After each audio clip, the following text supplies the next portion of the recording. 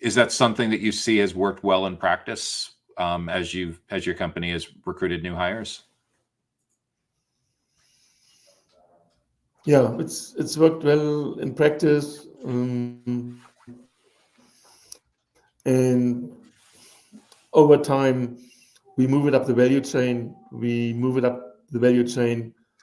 Um, and what I recommend is exposure to things like software engineering, hardware engineering certainly comes into play, and it's an evolving skill set as technology and systems obviously evolve as well. So you can't really stand still.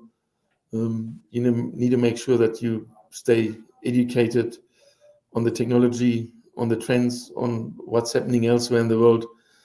Um, and we are seeing it in our markets. In South Africa, we are relatively new in the data center industry.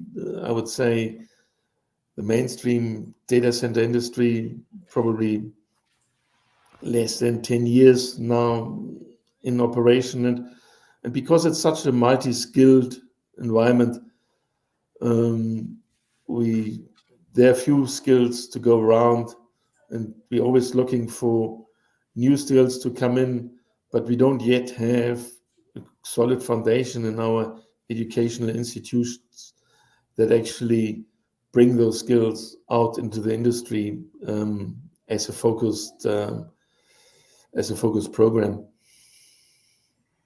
That's a great point, because so many people, when they talk about the talent shortage in this industry, are focusing on people that are at the late stages of their career that are retiring and who are going to take those jobs when there's mass retire. Like in the United States, for example, there's a widely circulated statistic that 10,000 baby boomers a day are retiring. So when you think about a small part of that retiring from jobs in data center technology or data center facilities, there's a natural reaction of like, who's going to take those jobs? But you're right, it's compounded by the fact that a lot of this knowledge in these careers was built up over decades.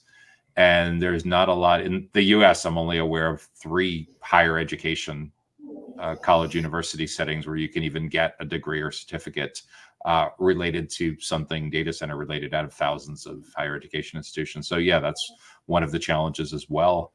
And that's where you see huge employers starting to step in, like IBM and Amazon Web Services and Google Cloud, where they're building these certifications, not just for their internal team members, but for the general public. And you to wonder at some point, are private employers going to need to build their own education programs to fill these gaps with talent?